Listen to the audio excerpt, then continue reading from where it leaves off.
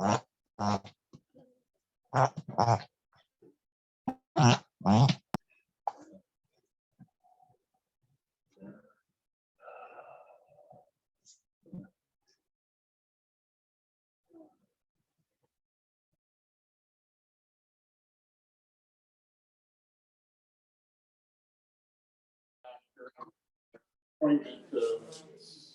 get a strep test.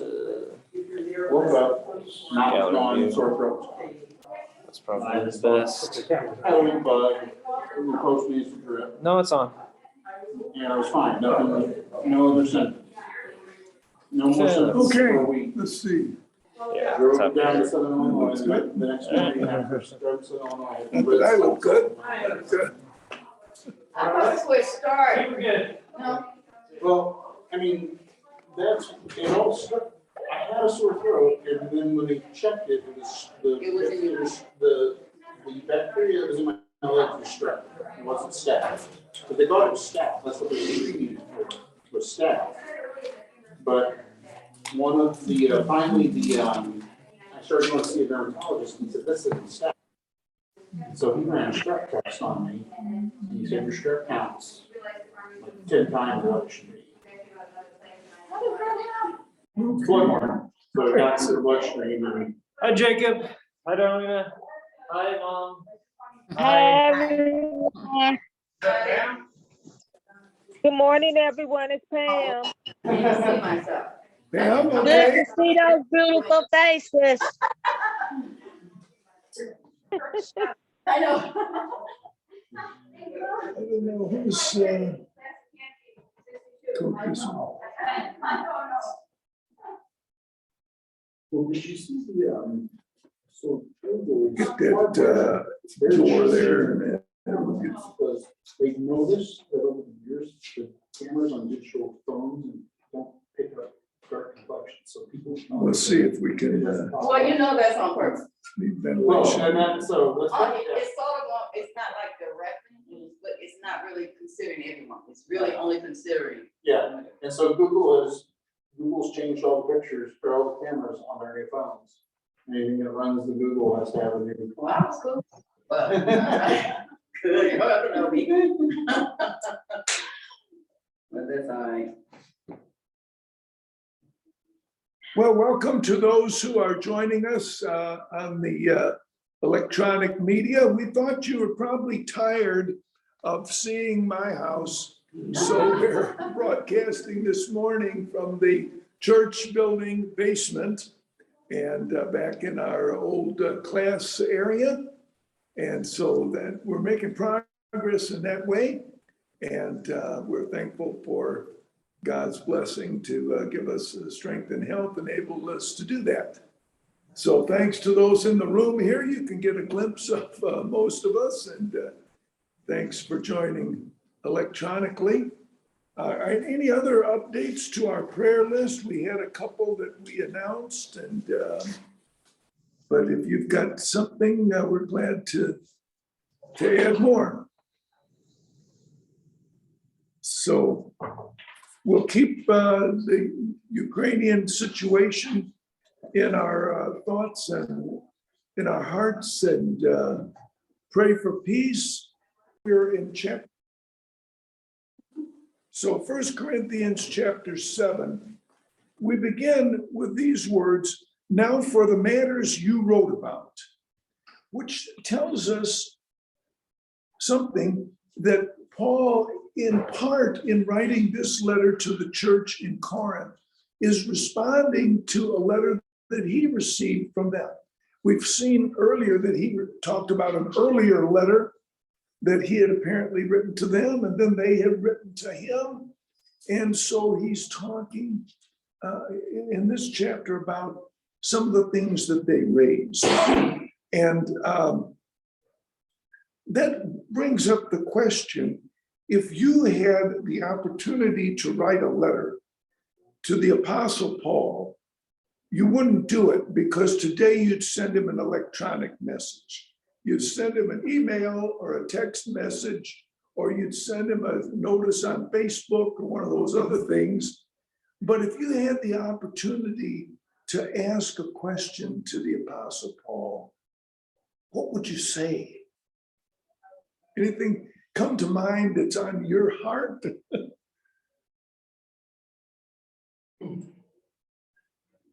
Maybe you need time to think about that. But the question here, we said last time that we would try to, from the answer, try to figure out what the question was that they asked him. And he's going to, several times in the book, he's going to say, I'm going to respond to some things that you have said. But what do you think he's responding to here? He says, now for the matters you wrote about, it is good for a man not to marry. What do you think the question was? Kind of a, well, it must related to marriage, right? Right. I wonder if there was a contention to thought, the only biblical way is not to marry, and contention you thought the only biblical way is to get married. That might have been part of it, you know. Is marriage really important, or you know, do we just go on and not worry about whether we're getting married or not?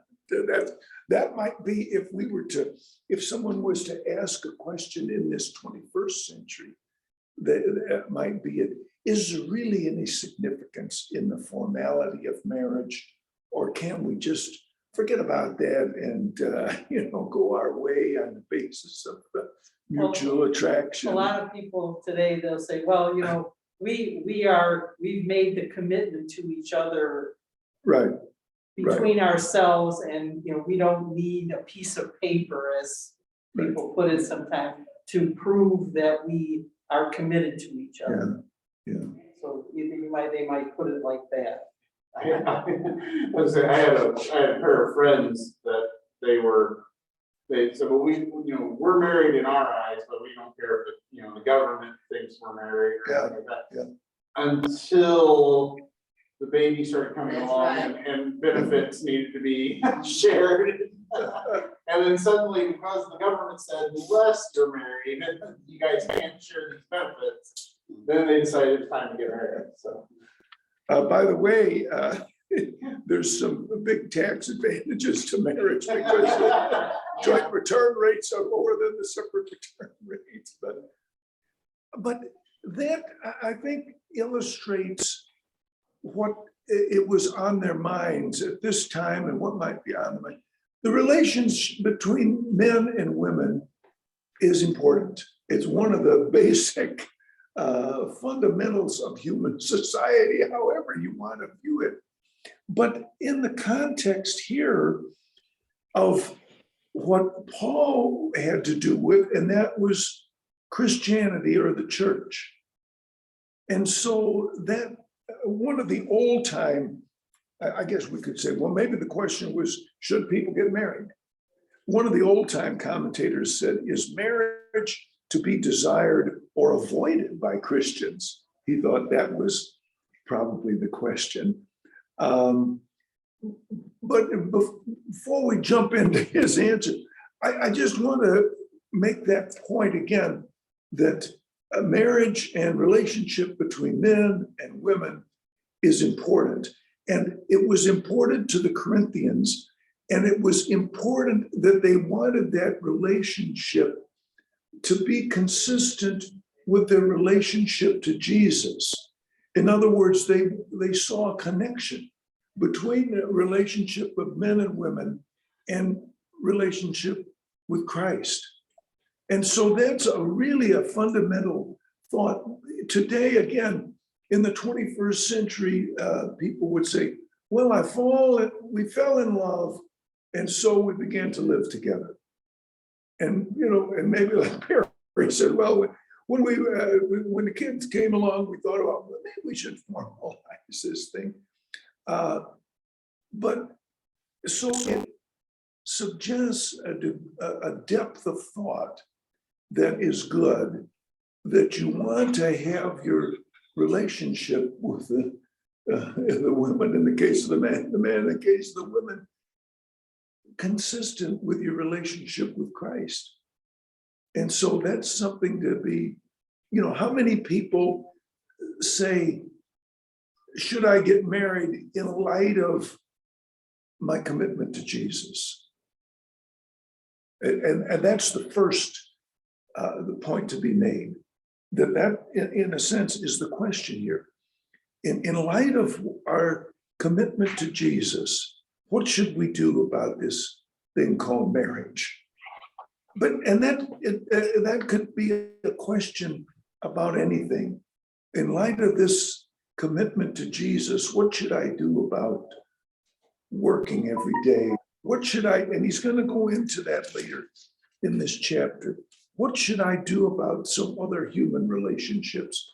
What should I do about the fact that I happen to be a slave, or I happen to be a slave owner in that time, or I happen to be a Jew, or I'm not a Jew? What should I do? So that's something to keep in mind as we think about our lives. Some of us in this room are married and some are not, but it behooves all of us to think about, how does that fit in with my relationship with Jesus? So Paul has a very terse initial response. It is good for a man not to marry. And so we have to ask the question, well, Paul, does that apply to everyone, everywhere, at all time? Is this a rule for the churches forever?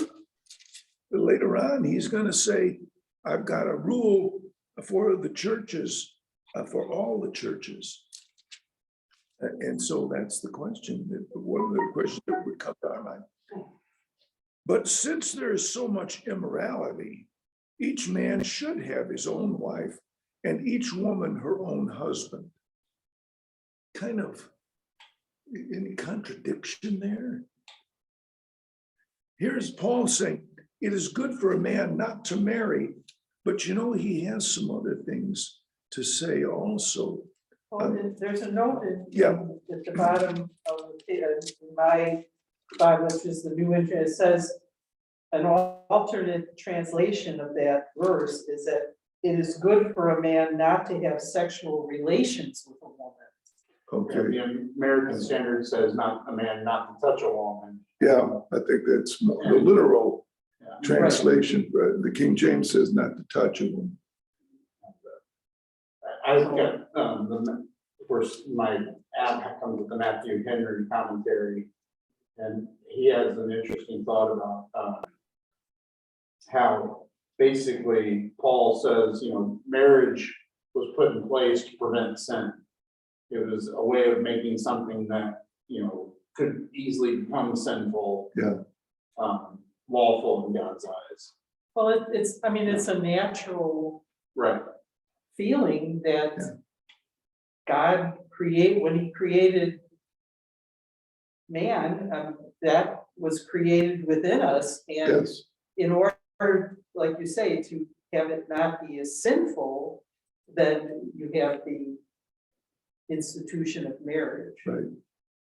And it's a powerful urge, let's put it frankly, that God created in men and women, and how do you deal with that? And it's necessary for the continuation of Yes. our Yeah. species. And also people in the church having children, not that the children necessarily always continue to be faithful, but certainly that could benefit the church. There was one religious group it was in the 19th century, and it started in the 19th The century. Shakers, yeah, they kind of died out. Right, For some strange reason. that forbid marriage. And they're not with us. I think there was one left or something last time. I think. But Paul also, in the context of marriage, when he's writing to Timothy, he condemns people that forbid people to marry. And he says that's not good. And then, of course, the scripture says in Hebrews that Hebrews chapter 13, which we covered a while back, marriage should be honored by all, and the marriage bed kept pure. For God will judge the adulterer and all the sexually immoral. So there, that suggests that marriage is a good thing.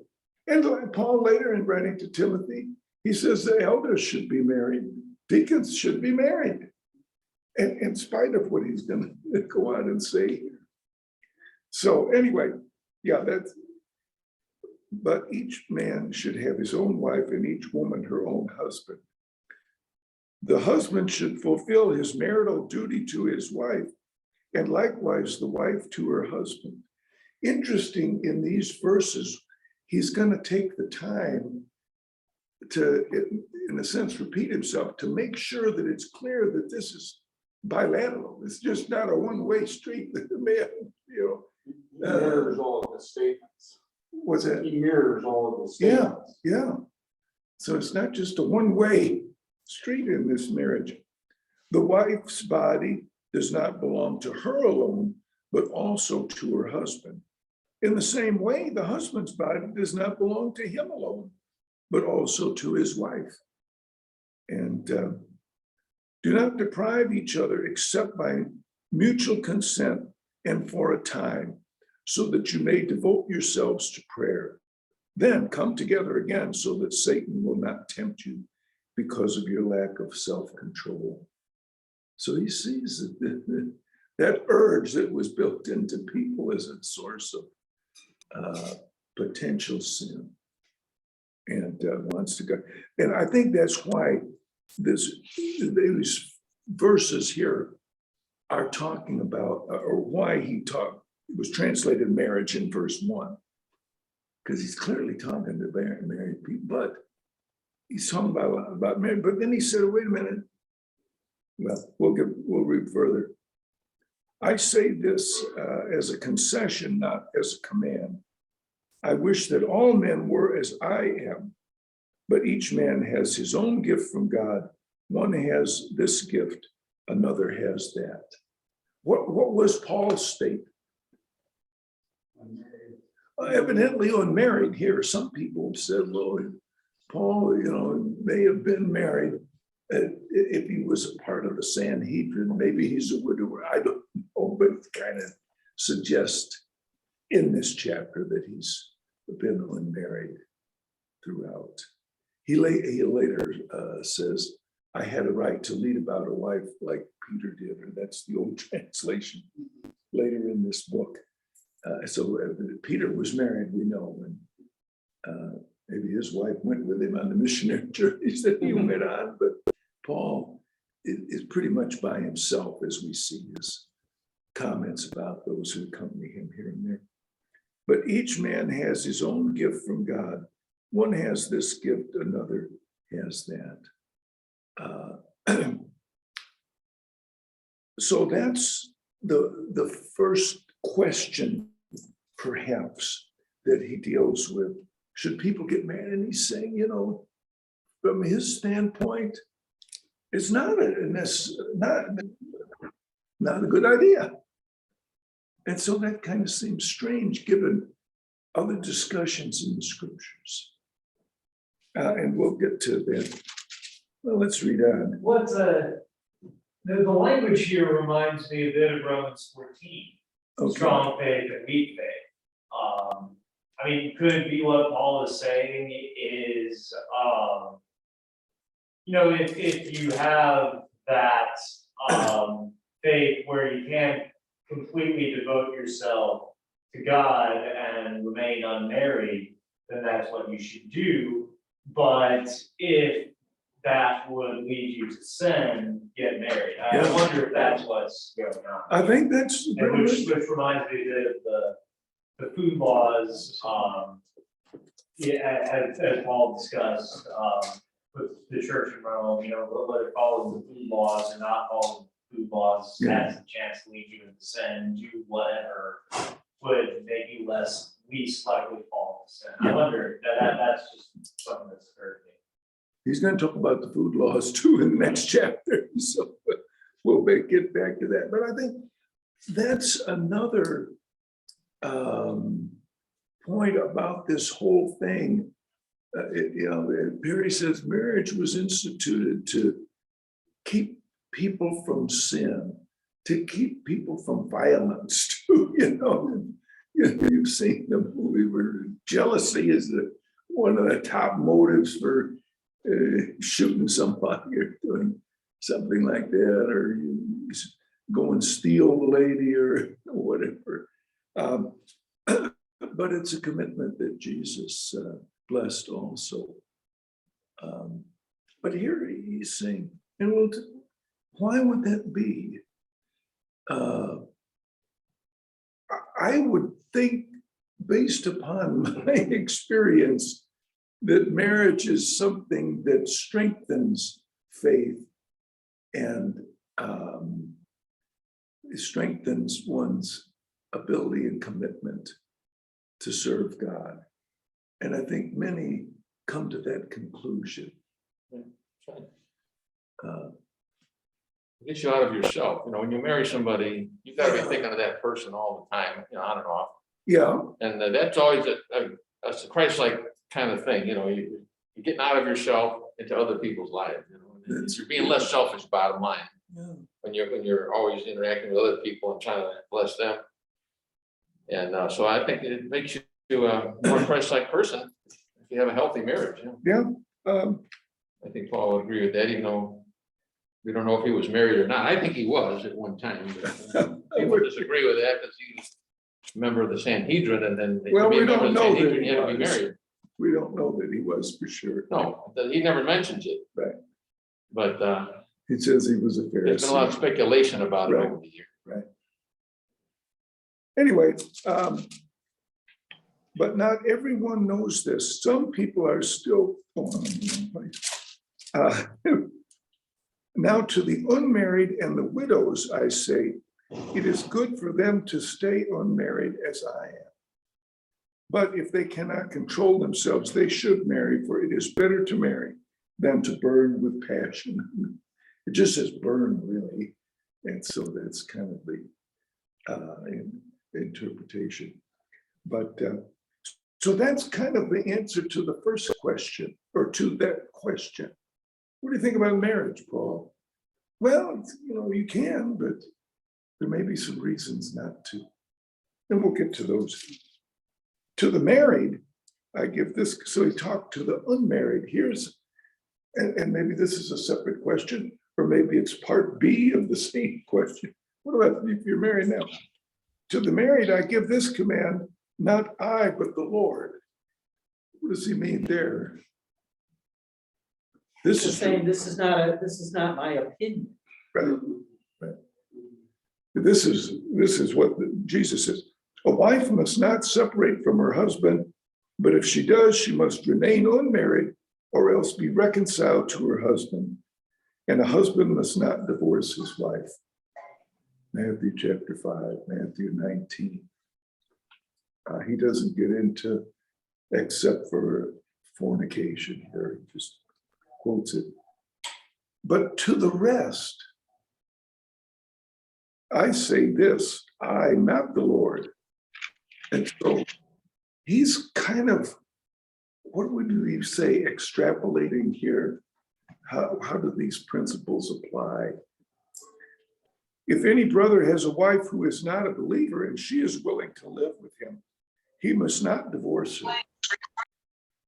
And if a woman has a husband who is not a believer and he's willing to live with her, she must not divorce him. Here he's, again, taking the trouble to be bilateral. It's not just a one-way street. For the unbelieving husband has been sanctified through his wife, and the unbelieving wife has been sanctified through her believing husband. And if we've been associated with the church for a long time, we can probably count on many fingers the times when that has occurred, when one spouse has been brought to the Lord by the other. And what a blessing that is. Otherwise, your children would be unclean, but as it is, they are holy. In other words, the marriage is, what would we say, recognized by God. It doesn't lead to illegitimate children's what he said. So, and again, it reflects a question that some Christian may have had. Well, I've become a Christian now, and my wife is not a Christian, my husband is not a Christian. Should I get rid of him? Get rid of him? You know, kind of most of us wouldn't ask that question, but they did. And in a sense, that reflects a deep spiritual concern, because they seem to be wanting to put Christ first. And they say, well, does that mean I have to get out of my marriage? I don't know. Maybe some people were trying to get out. They might be looking. And he's saying, no, don't use that. Loser. Don't do that. Yeah. Because it's spiritual good that can be accomplished. I've known over the years many men and women who have come to church and been a part of the congregation, been very faithful, even though the wife or the husband was not. We know some today, more often women, it seems to me, that have come to church for years and decades without the husband. But sometimes it's the other way around. My grandmother and grandfather were like that. My grandmother went to church every Sunday and took my dad. And when my dad was about 10, he said, well, Dad doesn't go to church. Why do I have to go to church? Yeah. And Dad said, my grandfather would always be sitting reading the Sunday paper when they leave for church. And he said it, and Grandpa folded his paper up, stood up, and went and changed into his clothes and never missed another Sunday. And he said he went to church then the rest of his life and he said never missed another Sunday, outside of illness. And it was kind of grandma was, grandma kind of drug him along, and finally it clicked. What a testimony that is. That sometimes it takes a long time. But I think that most preachers would advise people that are thinking about getting married to somebody who's not married, that don't marry the person thinking it's a mission field. There's no guarantee whatsoever. Yeah. Don't do it on that basis. Because a lot of people think idealistic. I'm going to convert my mate. I'm going to convert him. But there's no guarantee whatsoever. So Yeah. you shouldn't go into a marriage, I'm saying, with that idea that you're going to convert your mate. I mean, you try, you give your best effort, but it may never happen. Well, that's what they, in general, right? All the articles say, don't go into it thinking I'm going to change him. No, you'll change him in some way. Change her. Basically, people don't change their personality traits and the way they were brought up. Yeah, that's how I am. When my husband said he believed in something, that's all I needed to hear. And I was like, okay, well, as long as you believe something, I mean, he don't go to church with me. He hardly be on Bible class with me or nothing like that. But I'm still like, okay, I have to go to church. I want to be in church, but he still believed in something. So who am I to say, well, okay, well, you just, sometimes I be wanting to say, get your butt over here and sit and listen to this. But who am I to say that, It's got to be their decision, Yeah, just by tuning in, Darlena, you're setting a powerful example. Mm-hmm. But if the unbeliever leaves, let him do so.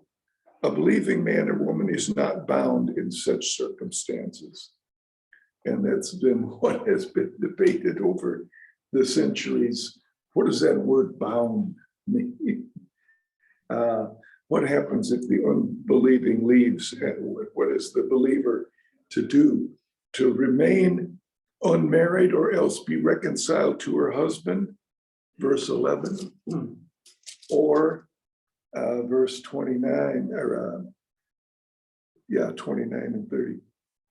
verse 30, a woman is bound to her husband as long as he lives. That's a different word, bound, by the way. It's translated the same, but anyway, that's we would like for Paul's response to these questions to be phrased like the marriage code of the state of Illinois, where you have rules and but he doesn't do that. He sets forth principles. And I don't know that we can sit here and just make a law like the General Assembly does. A lot depends upon circumstances and what's going on, and Every marriage is different. every marriage That's is the bottom different. line, because we That's all come out of different molds. We bring different things to the marriage. That's why they're unique. Any marriage counselor, I'm sure, would tell you that. We want the Bible, as I said, so sometimes to be legalistic, to say, well, this person can always get divorced, or no, this person, they're married regardless in the sight of God. And we've read, there's been debates and articles and books written on that for centuries. But things, people in our time, people view it differently than they did when I was growing up. But each one has to kind of come to an understanding in their heart. All we do, we've counseled people in situations, and all you can do is say, this is what Jesus said, this is what Paul said, and then they either, kind of make their own decisions, really. Anyway, bound. Interesting word there. God has called us to live in peace. How do you know, wife, whether you will save your husband? Or how do you know, husband, whether you will save your wife? And those questions, he raised those questions up in the previous paragraph. How do you read those? Is he saying, you may, or is he saying, you may not? So let him go, you hate. It's a big question. That's right. That's right. Anyway, that his general, those are the kind of his rules. Don't use it as an excuse to get divorced. Consider the marriage is still sacred. Nevertheless, each one should retain the place in life that the Lord assigned to him and to which God has called him. And so he's saying, what about you become a Christian, and you may say, this is the biggest thing that's happened to me, and it is. So I'm just gonna, I'm a new person, and nothing from my past has any meaning. I'm just gonna kind of start over again. Again, you can do that, but he's saying, it doesn't say that all your relationships are now over and done with. Maybe you want to become a missionary, but it doesn't, he's not saying you're called upon to quit your job in every circumstance. Jesus, when he talked about come to the kingdom, he said soldiers, don't oppress people, but he didn't say resign from the service. Tax collectors, don't cheat people, but he didn't say that's a job you can't have. Anyway, this is the rule I laid down in all the churches. Was a man already circumcised when he was called? He should not become uncircumcised. Was a man uncircumcised when he was called? He should not be circumcised. In other words, the Jewish question was a big one there. Circumcision is nothing, and uncircumcision is nothing. It was up to the Jews. Yeah. But not Well, Christ. And he's saying, Paul, what, if you're a Jew and you Yes. become a it Christian, was identity marker for them. you gotta drop that. You should drop that. It's gonna be hard. Kind of like baptism to us, that was circumcision was to the Jew. I mean, not exact comparison, but that's, I mean, important, so it was up there, you know. And they made, Paul made a comparison himself. So They took pride in their circumcision. That's the problem, because it was something that was done unto them without their knowledge most of the time. But anyway, yeah, that's his point. Keeping God's commands is what counts. Keep that in mind. Keeping God's commands is what counts. What about slaves? Each one should remain in the situation which God called it. Were you a slave when you were called? Some of them were. Oh, yeah, They were. because the gospel is it's going to appeal to people who are enslaved. It's going to appeal to people who are looked down upon. It's going to appeal to people who are not treated as people by others. That's the type of people who are most likely to respond. But what do? Don't let it trouble you, boy. Although if you can gain your freedom, do so.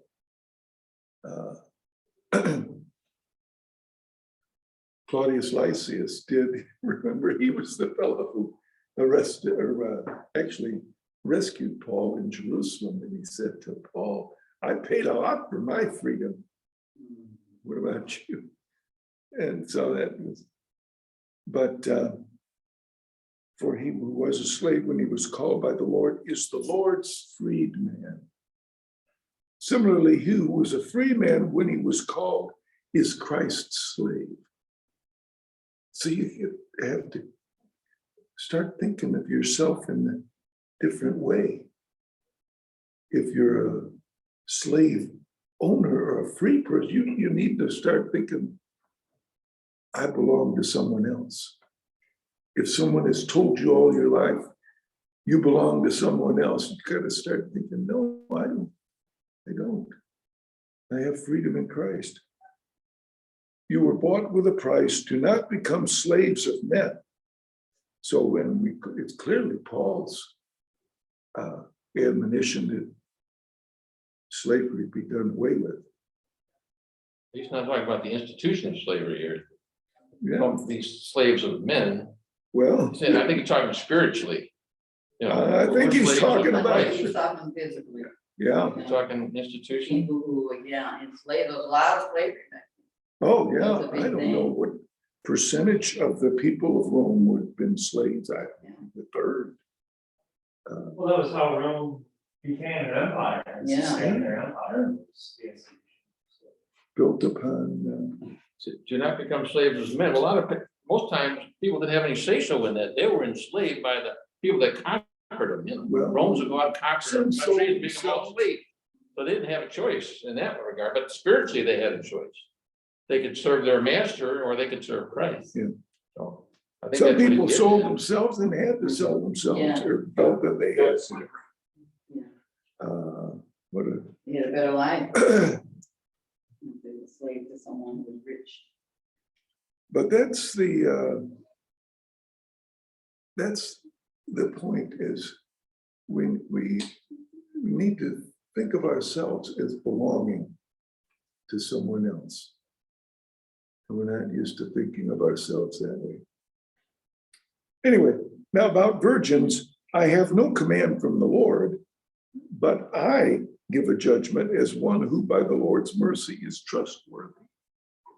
So he's gonna, it's not just an opinion, it's a spirit inspired,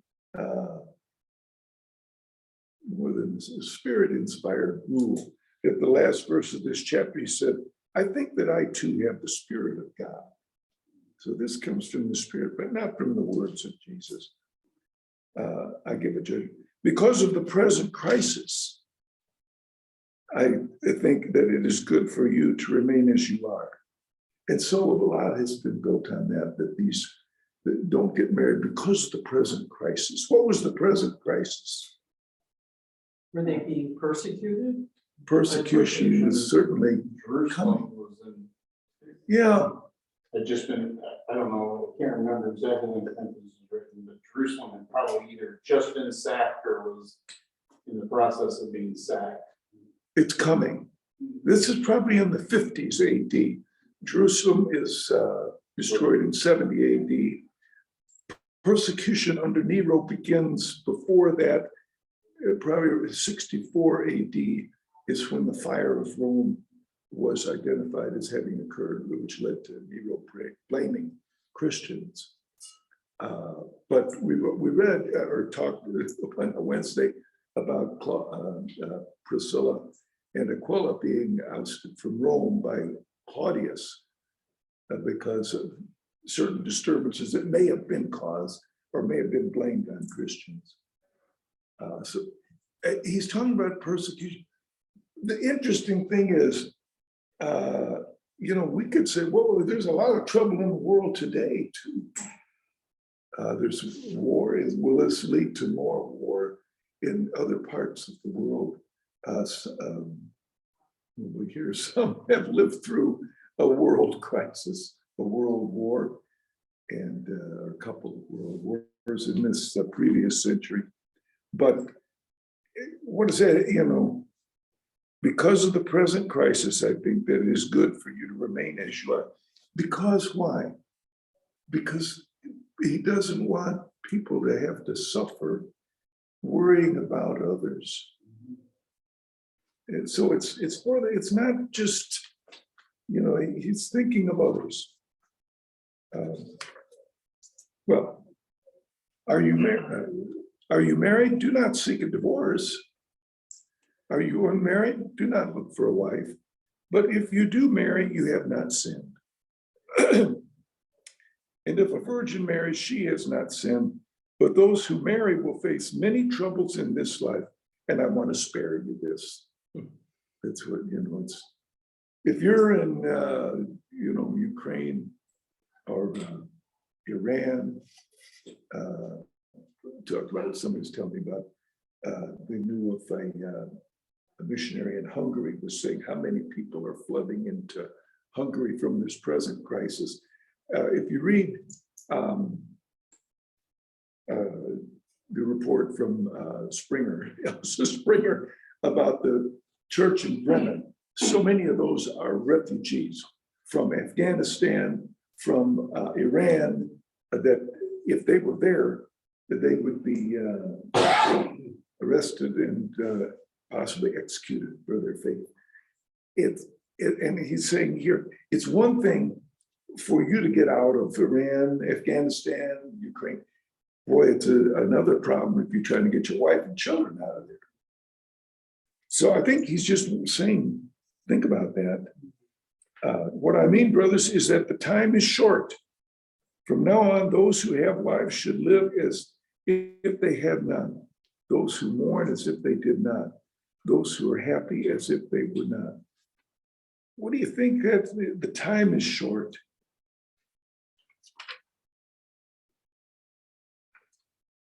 In a sense, you can always say the time is short. Time is Our short lives for are all short. of us. Yeah, it's always Right. that way. But It's like what we were talking about a few weeks ago in Ecclesiastes, Yeah. life is meaningless, life is short, yeah, feels like that. but it seems to be he's tying it to something that's going on in the first century. I mean, with some of the church leaders, early church leaders, you do get the sense that they believe the second coming would be like within their lifetime. Yeah. Sometimes you get that idea of the things they say, so perhaps that comes into play as well. Yeah, And it ties back to Paul saying that this world is passing away. yeah. Slowly, it is. It's been going on for centuries, but it's in the process of passing away. And he's But kind of see, tying it into that, you know, but and sometimes it seems like it's more passing quicker than others. It depends what's going on. if you get that, you know, if you focus entirely on that, you're gonna, you know, you're gonna quit your job and go sit on the hill and wait for That's what some Jesus. people did, yeah. And some people did, but that's not. Just imagine if he you lived in doesn't want us Ukraine to do today, that. your whole perspective of time would be different. Yeah. The bombs falling down on your head and your buildings being blown up and you're living in a subway, you know, it just, it totally changed your perspective Yeah, on time. that's it. And then those people are just terrified. They don't even want to get up in the morning, you know. I'm sure, in the face of the day, but they do it, you know, and they'll get through it, but it's just gonna change their whole lives, probably forever. Paul says here, for this world in its present form is passing away. And Right. again, is he talking about the change that'll occur at the end of time? I think he's talking about the destruction of Jerusalem would be the ultimate cataclysm in the life of Jewish people, whether they're Christians or whether they're in Jerusalem or whether they're in Rome or Alexandria. That would be such a big the persecution of Christians would be such a convulsion. But it's perspective, it's Christian perspective. Yeah. It's all, the Bible's always telling us, make the most of the time, you know. The days are short, you know, out of wisdom, there's literature there. I would like you to be free from concern. An unmarried man is concerned about the Lord's affairs, how he can praise the Lord. But a married man is concerned about the affairs of this world, how he can please his wife. Kind of, Imagine that. kind of a shallow married man, but. No. And his interests are divided. An unmarried woman or virgin is concerned about the Lord's affairs.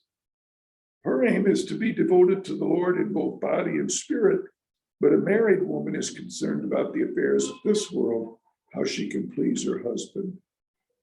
I'm saying this for your own good, not to restrict you, but that you may live in a right way in undivided devotion to the Lord.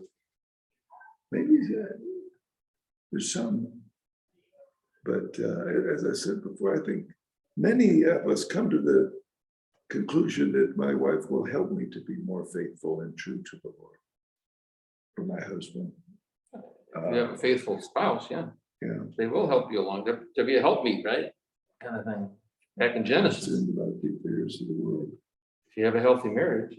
And otherwise, Paul wouldn't say, you know, that honor marriage and the leaders in the church should be married.